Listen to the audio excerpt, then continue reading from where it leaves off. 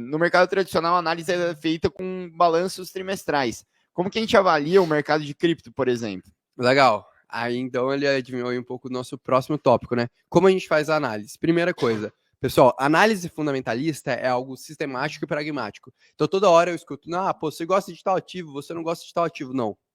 Aqui, esse é o primeiro ponto. Toda análise que a gente faz aqui, a gente tem que seguir os mesmos parâmetros. A gente tem que avaliar da mesma forma.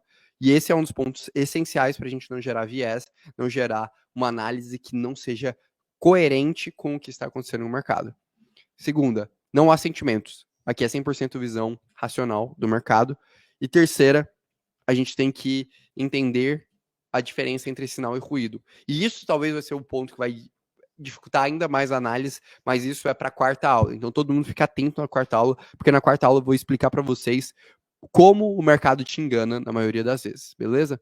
E aqui, naturalmente, não existe verdade absoluta. Eu sempre brinco que o meu trabalho aqui não é descobrir o melhor ativo, mas é analisar, criar uma tese forte em um determinado ativo, e eu passo o resto do meu dia, do meu tempo, tentando quebrar aquilo, tentando provar que eu estou errado e que aquele ativo é horrível. Então, esse é o caminho do fundamentalismo. Para você que ali, a sua maior posição deve ser a posição que você mais duvida na sua carteira, mais duvida no seu portfólio, sempre. Se você tem certeza, se você tem conforto com aquela posição, você não está analisando o suficiente, você não está se questionando o suficiente sobre aquilo. Então, isso talvez seja até um dos insights mais importantes. E aí, basicamente, né, a gente inverte um pouco aquela dinâmica de análise da última aula, que a gente vai olhar protocolo, depois ecossistema, depois economia. E como que a gente faz isso, né? Aí, respondendo um pouco da dúvida, isso eu vou passar um pouquinho mais à frente, tá? Eu vou entrar, mas a gente tem um princípio para fazer tudo isso. E o princípio para fazer tudo isso, primeiro, é definindo a nossa tese geral de portfólio, né? Como a gente decide investir em cripto. E para entender isso, agora eu quero dar um exemplo de duas coisas. A diferença da pessoa que investe por market cap e a diferença da pessoa que investe por valor. Vou trazer dois players extremamente relevantes dentro do mercado de cripto e mostrar a diferença dessas duas pontas. Então, aqui, pegando um primeiro player, a gente tem a Hashdex. E qual que é a ideia da Hashdex?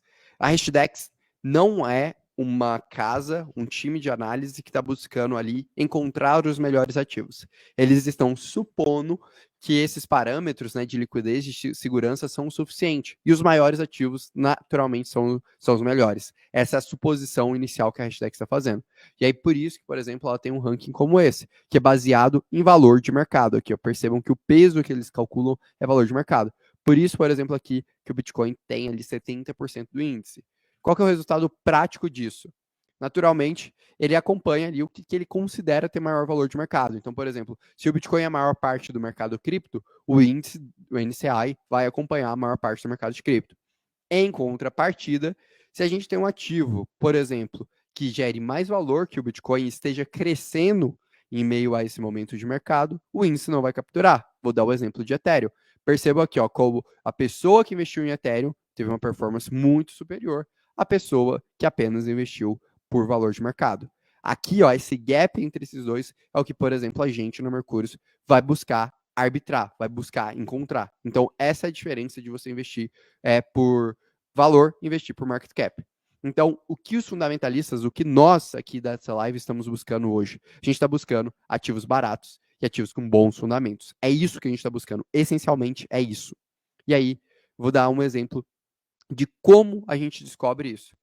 Olha que coisa legal, cara. Em 2020, 83% do mercado de cripto era meio de pagamento. O que significava? Basicamente era Bitcoin, Litecoin, XRP, stablecoins. 2020, 83% era meio de pagamento. Vocês concordam comigo que a utilidade do mercado de criptomoedas é muito maior do que ser apenas meio de pagamento? Se vocês concordam comigo, por exemplo, é razoável a gente entender essa mudança para 2022, onde a gente mudou de 80, a gente caiu 20% dessa diferença. Então, hoje, apenas 63% do mercado é meio de pagamento. Isso foi bom para quem?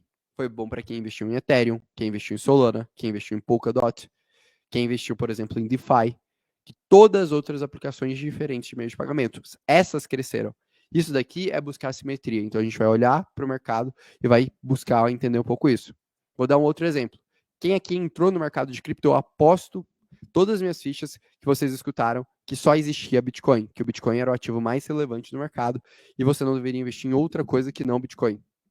Alguém já escutou isso em algum momento aí ao longo da história que você está no mercado de cripto? Manda aí sim ou não, até nos comentários. E aqui esse gráfico mostra um pouco o contrário, né? Que o Bitcoin atualmente vem perdendo relevância. Por quê? Porque também, se a gente for pensar na eficiência construída pelo mercado de cripto, não faz sentido um único ativo absorver todo esse valor.